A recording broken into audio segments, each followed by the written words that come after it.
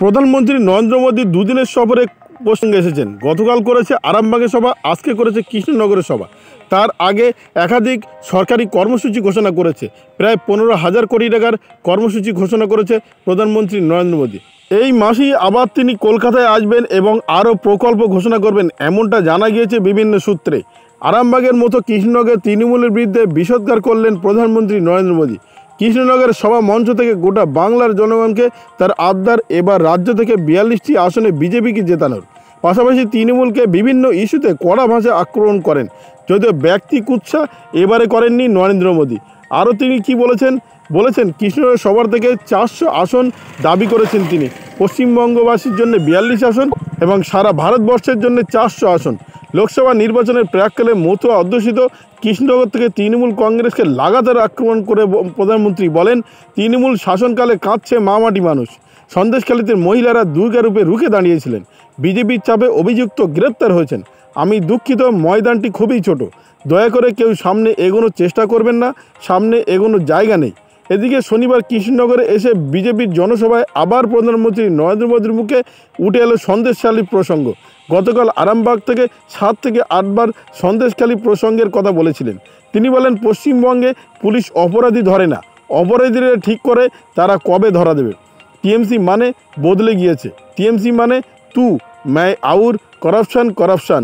এখনকার রাজ্য সরকার কি কাজ করছে? মোদী বাংলায় প্রথম এইমস দেওয়ার কথা বলেছিলেন, তা করেছেন। মোদীর গ্যারান্টি মানেই প্রতিশ্রুতি পূরণ হওয়ার গ্যারান্টি।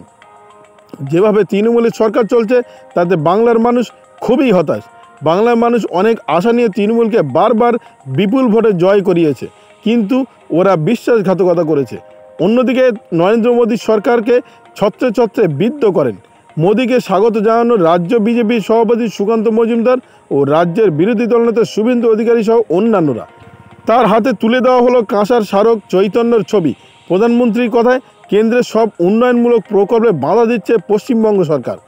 স্বাস্থ্য, নারী বিকাশ, উজ্জ্বলা প্রকল্প আটকে রেখেছে। তৃণমূল ঘরে ঘরে জল প্রকল্পও তোলাবাজি চালাচ্ছে। রাজ্যে 25 লক্ষ মনরেগা কার্ড দেওয়া হয়েছে, যার কোনো অস্তিত্ব নেই। বাংলার টিএমসি সরকার কেলেঙ্কারিতে মাস্টার।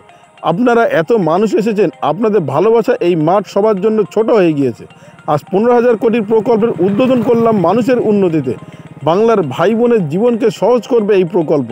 রোজগারের নতুন পথ খুলে যাবে। এছাড়া প্রধানমন্ত্রী নরেন্দ্র মোদী হরে কৃষ্ণ জয় গৌরাঙ্গ নাম দিয়ে এদিনের বক্তব্য শুরু করেছেন। তিনি বলেন, এই মাটি শ্রীকৃষ্ণ ভক্তির পরম প্রচারক শ্রী চৈতন্যের জন্মভূমি।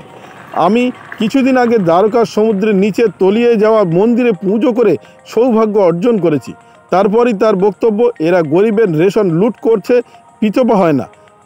বিজেপি সরকার মানুষের জন্য কাজ করে, এটা মোদির গ্যারান্টি। তাই কৃষ্ণনগরে শুধু নয়, বাংলার 42টি আসনে পদ্মফুল ফোটানো দরকার। গ্রামে গ্রামে গিয়ে আগামী 100 দিন ধরে ঘরে ঘরে বলতে হবে, মোদিজি এসেছিলেন আপনাদের প্রণাম জানাতে। আবার ঝটিকা স্বরূপে রাজ্যে আসবেন প্রধানমন্ত্রী নরেন্দ্র মোদী। প্রধানমন্ত্রী নরেন্দ্র মোদী আগামী 5 ও 6 মার্চ রাজ্যের আসার সফরসূচি চূড়ান্ত হয়ে গিয়েছে। 5ই মার্চ সন্ধ্যে 7টায় কলকাতা বিমানবন্দরে পৌঁছাবেন তিনি। রাত 8টা নাগাদ পৌঁছাবেন রাজভবনে। মমতা বন্দ্যোপাধ্যায়ের আমন্ত্রণ জানানো হচ্ছে কলকাতার কেন্দ্রীয় প্রকল্পের উদ্বোধনী অনুষ্ঠানে। সেই আমন্ত্রণ প্রোটোকল মোতাবেক 6ই মার্চ কলকাতায় একাধিক সরকারি প্রকল্পের উদ্বোধন করার সম্ভাবনা প্রধানমন্ত্রীর। তারপর সকাল 11টা 20 মিনিট নাগাদ বারাসতে রাজনৈতিক সভা করবেন তিনি। তারপর কলকাতা বিমানবন্দর থেকে আবার ফের দিল্লির উদ্দেশ্যে রওনা দেবেন। কলকাতার কোন জায়গা থেকে সরাসরি সরকারি প্রকল্পের উদ্বোধন করবেন প্রধানমন্ত্রী, সে বিষয়ে অবশ্য নির্দিষ্ট করেনি প্রধানমন্ত্রী দপ্তর। 6ই মার্চ সকাল 10টা 15 থেকে 11টা পর্যন্ত কলকাতা থেকেই একাধিক প্রকল্পের উদ্বোধন করবেন তিনি। লোকসভায় দাঁড়িয়ে জানিয়ে দিয়েছিলেন, শনিবার বাংলায় এসেও 400 আসন এনডিএ জয়ের হুঙ্কার দিয়ে গেলেন প্রধানমন্ত্রী নরেন্দ্র মোদী। কৃষ্ণনগরের জনসভা থেকে মোদী স্লোগান তুললেন, এবার এনডিএ সরকার 400 পার। গতকাল আরামবাগের সভার মতো এদিনও কৃষ্ণনগর সভা থেকে দুর্নীতি, পরিবারতন্ত্র নিয়ে তৃণমূল সরকারকে তীব্র আক্রমণ করেছেন প্রধানমন্ত্রী নরেন্দ্র মোদী। তবে এবারের আক্রমণ সম্পূর্ণ দলীয় আক্রমণ। ব্যক্তিগত আক্রমণের থেকে সম্পূর্ণরূপে এড়িয়ে চলেছেন প্রধানমন্ত্রী নরেন্দ্র মোদী। তবে এদিন একেবারে জন্য তার মুখে শোনা যায়নি মমতা বন্দ্যোপাধ্যায়ের নাম। তিনি তন্ত্র বলেছেন, দুর্নীতিগ্রস্ত দল বলেছেন তৃণমূল কংগ্রেসকে, কিন্তু একবারের জন্যও তিনি সরাসরি মমতা বন্দ্যোপাধ্যায় বা ভাইবোন নাম করেননি। ভিডিওটি আপনার কোনো প্রকার উপকারে লেগে থাকে অবশ্যই লাইক কমেন্ট শেয়ার করবেন, সেই সঙ্গে চ্যানেলটি সাবস্ক্রাইব করার অনুরোধ রইল। সবাই ভালো থাকবেন, সুস্থ থাকবেন।